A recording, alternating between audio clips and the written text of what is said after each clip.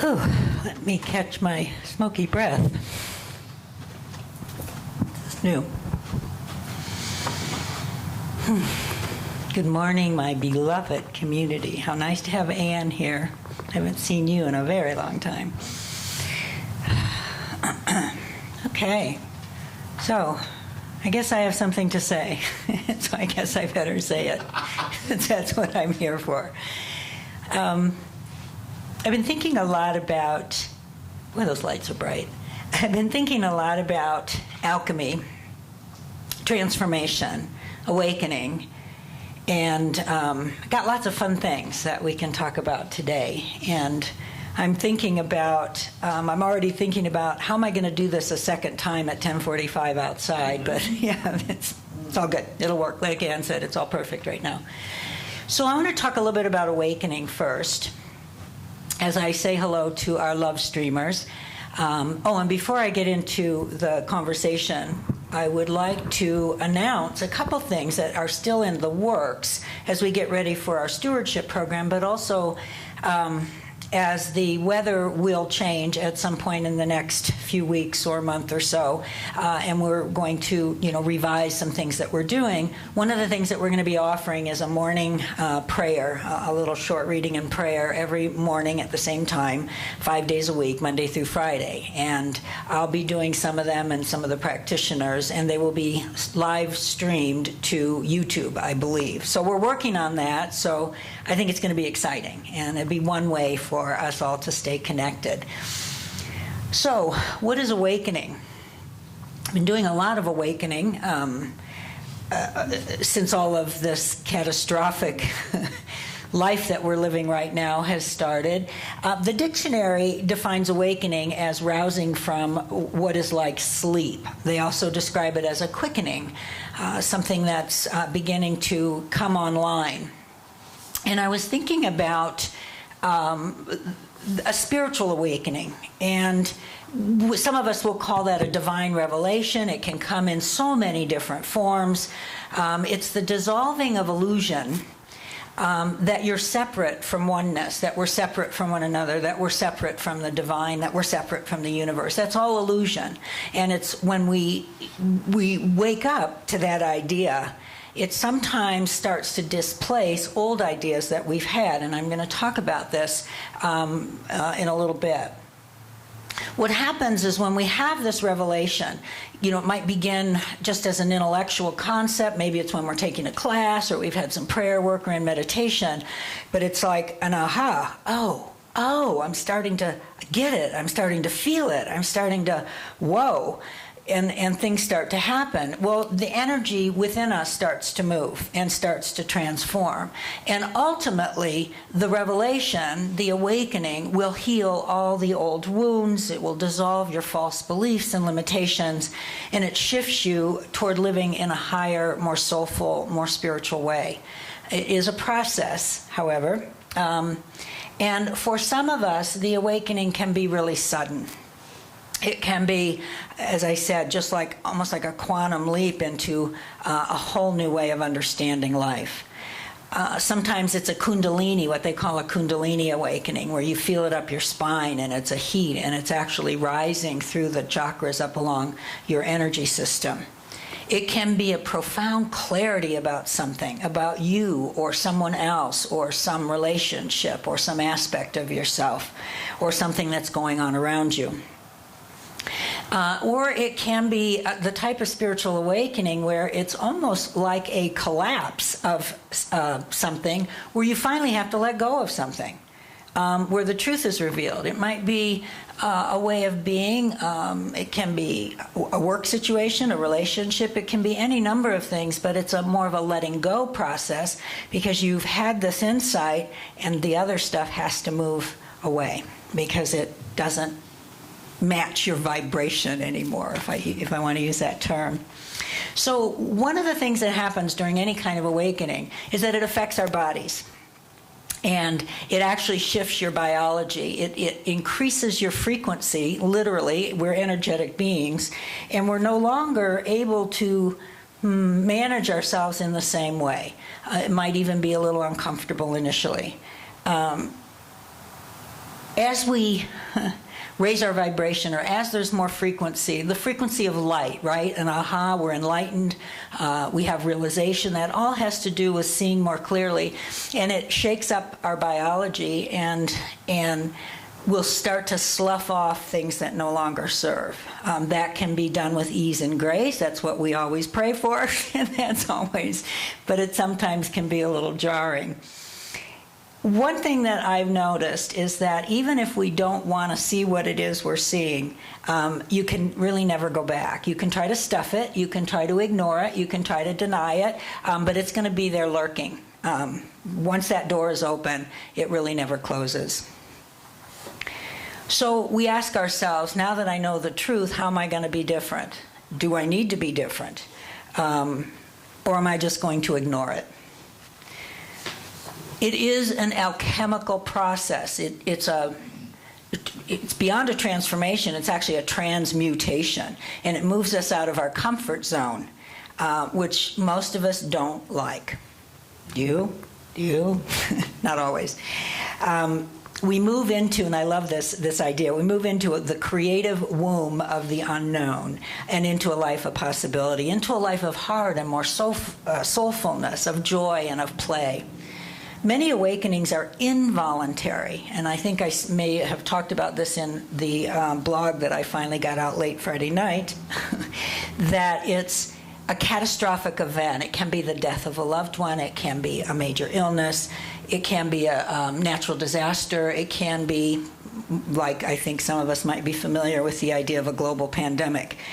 What happens is it shocks us, and the shock is what will stir some things within. Okay, the shock will jar us enough, and when the shock wears off, we start to see things with new eyes. We may not like what we're seeing, and we probably don't, especially in this case.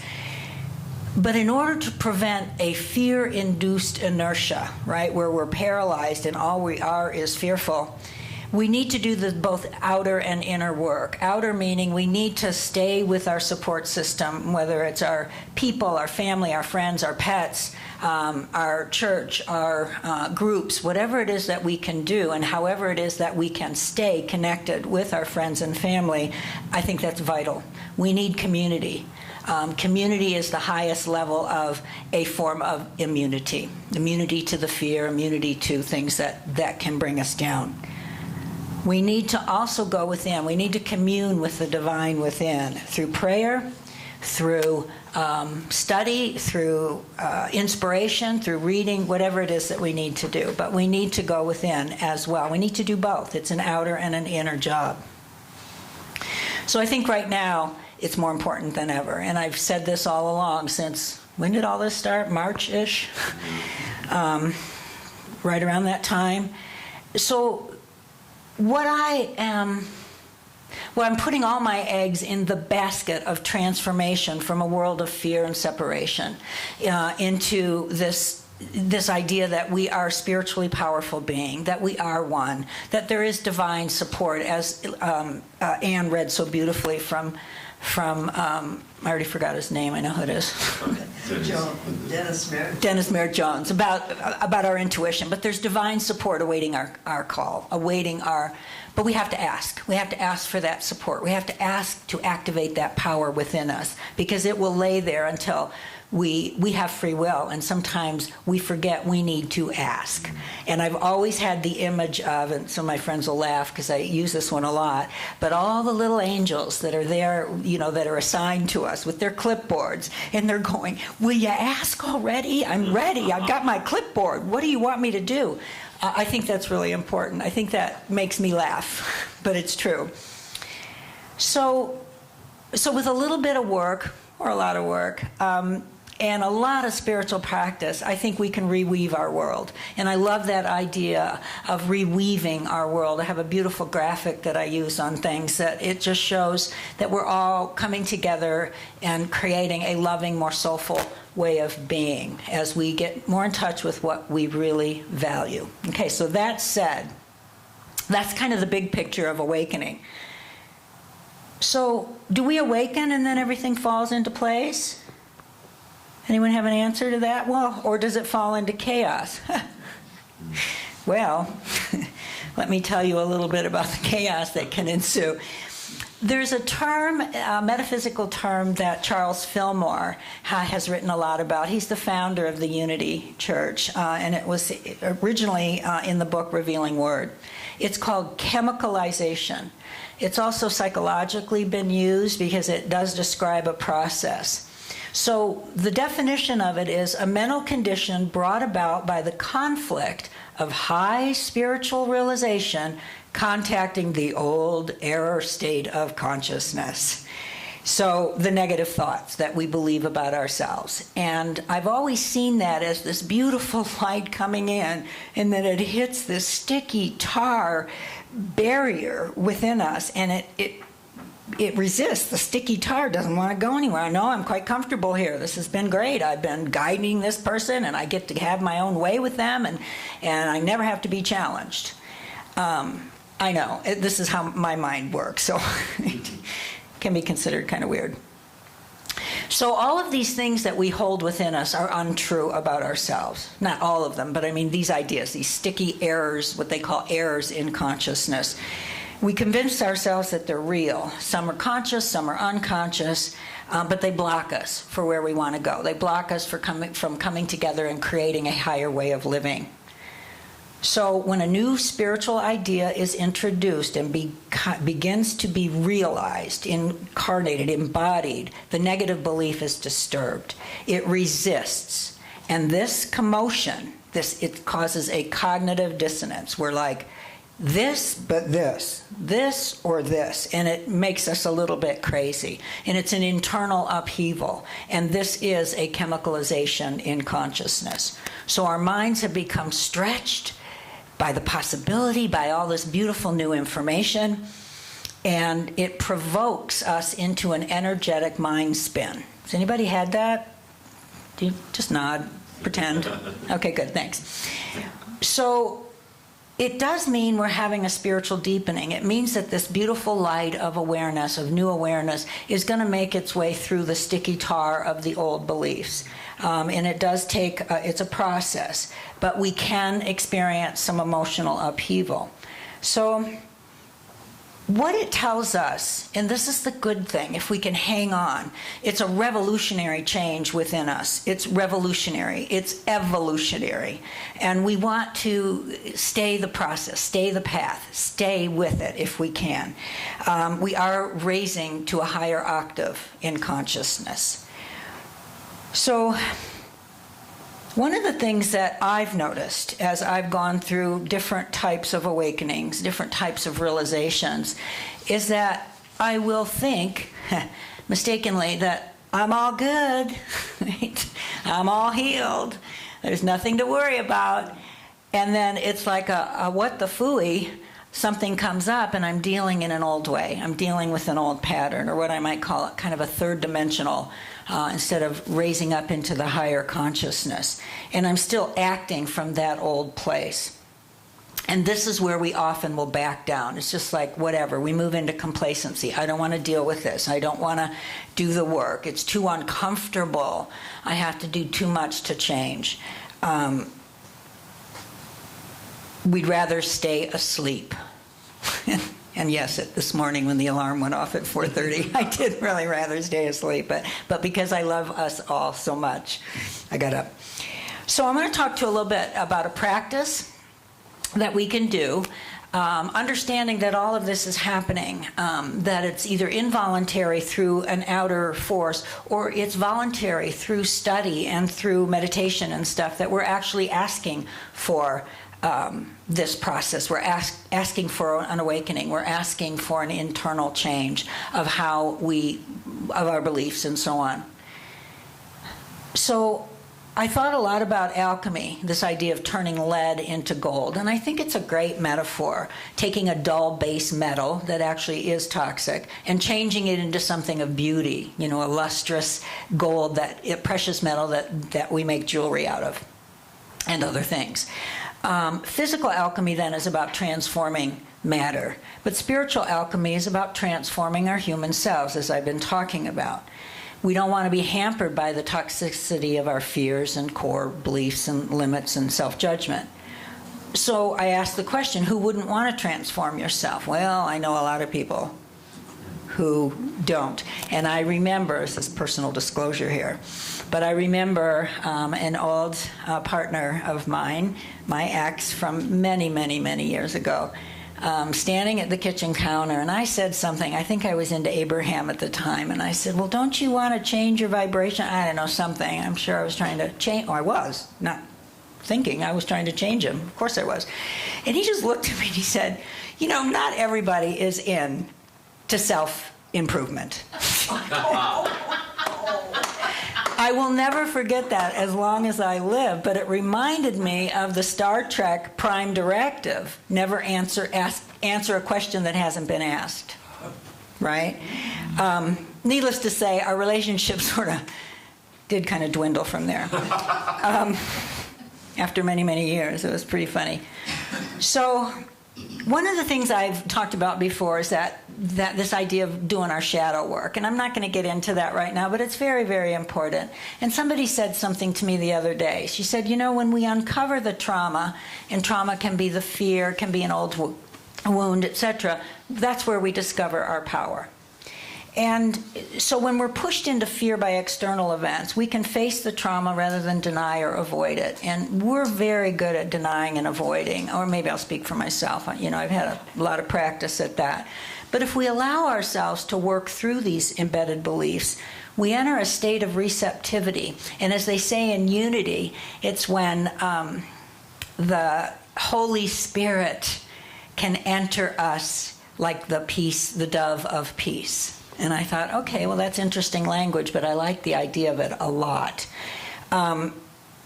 There was a beautiful quote I saw this morning said, anything unresolved within our energy field will keep manifesting itself in our physical, mental, emotional, and spiritual life until we heal it. There's no escaping that. So we face it, we feel it, we heal it. Okay? So let me give you a little practice. Here's something I've actually been doing, and it's a little lighthearted. Which is the way I like to do things, so it's not always feeling so heavy. So I set an intention to be aware of when I've backslid, if you will, when I'm reacting to a situation rather than actually becoming more aware of a higher response. And so I get caught up in whatever the old pattern is, whether it's fear, anger is a big one for me, self-righteousness, you know, the judgment and so on. So you first recognize, oh, I'm there, I've got anger, or I'm starting to be fearful about this, or I'm in judgment. So you recognize that this fear or anger or judgment just knocked on your door, okay? And so you pause, all right? Because it isn't who you are. It is an outside force, if you will, or something you've generated from inside, but it isn't who you are. So it knocks on your door. So you open the door. And you accept it as a visitor, because you really don't have any choice initially, because it's there. It's kind of like the salesman that has the foot in the door. It's gonna come in. So you remind it, though. I mean, you actually have a dialogue with it. It can't stay long, you know, but you welcome it. Do you have a message for me? Is there some wisdom?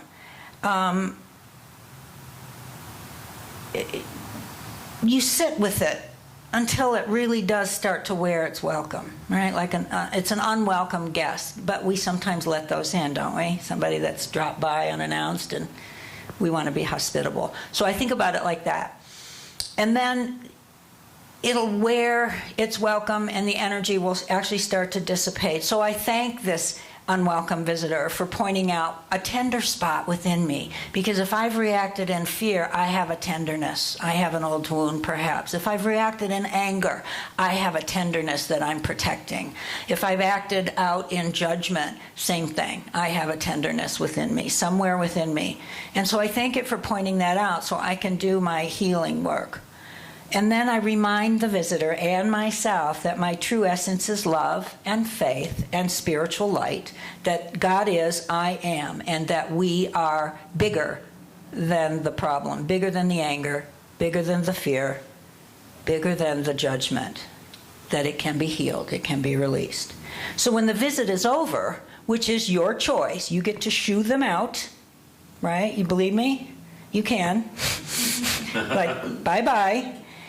Thank it for the visit and bask in the peace of the space that is now created within you, within your place, by their departure. And then you let your inner light grow brighter. Okay? This really works. Say you believe me. I believe you. I know. We got some hands up. Okay, amen, sister. So it awakens us. This little, simple little process, may not be easy, reminds us of our inner strength and our inner presence. So we grow in awareness, and every time we do something like this, it becomes easier and easier and easier. Once we accept what is, so basically what you're doing is, oh, I'm in fear. Oh, I'm really angry. Oh, I'm judging awfully. I'm in awful judgment here. We can accept it. Okay, that's just where I am right now, but I don't have to stay there. As Reverend John always says, I don't have to build a condo there. Right? So we have this alchemical experience, literally, that transforms then our energy and creates space within us for a higher presence, a higher vibration, if you will. And it uplifts our consciousness into a place of possibility. So as I said in my blog, I know and have felt and have seen and have recognized this, what I call this vein of gold, this beautiful presence that flows, that's fluid, that is always there waiting for us to call, always there waiting to just wash away the fear, wash away the judgment, wash away the anger. It's beautiful and it's very forgiving. So we can choose to awaken. We can lift ourselves up. And we can let the old toxic stuff magically and alchemically transform into the gold of a spiritually rich new beginning. I love that idea. So Rumi says, your task is not to seek for love, but merely to seek and find all the barriers within yourself that you've built against it. And lastly, a beautiful quote from Albert Camus that came across my Facebook feed, I think. He said, in the midst of hate, I found there was within me an invincible love. In the midst of tears, I found there was within me an invincible smile. In the midst of chaos, I found there was within me an invincible calm. I realized through it all that in the midst of winter, I found there was within me an invincible summer. And that makes me happy. For it says that no matter how hard the world pushes against me, within me there's something stronger, something better, pushing right back. And so let's just take this into prayer. And my prayer for all of us is that we manage ourselves through an awakening process voluntarily, through the chemicalization process, clearing the way for a higher, brighter, more exquisitely loving way to be in this world, with each other and with ourselves. And so knowing that there is a divine presence, and an absolutely beautiful, powerful, all-knowing, all-forgiving power of intelligence and wisdom and grace and love and healing and abundance right here, here in me, here in you, and here all around us. And it is this presence that is activating and awakening within the hearts of all of us, an awakening to greater love, greater light, and greater joy within whatever else is going on. So I know that if the prayers are in your heart right now, there is already a response. There is already that which knows what to do, how to do it, and when to do it. And we are all, each individually and collectively, uplifted into a healing, more beautiful light that supports us, sustains us, nourishes us, and comforts us when needed.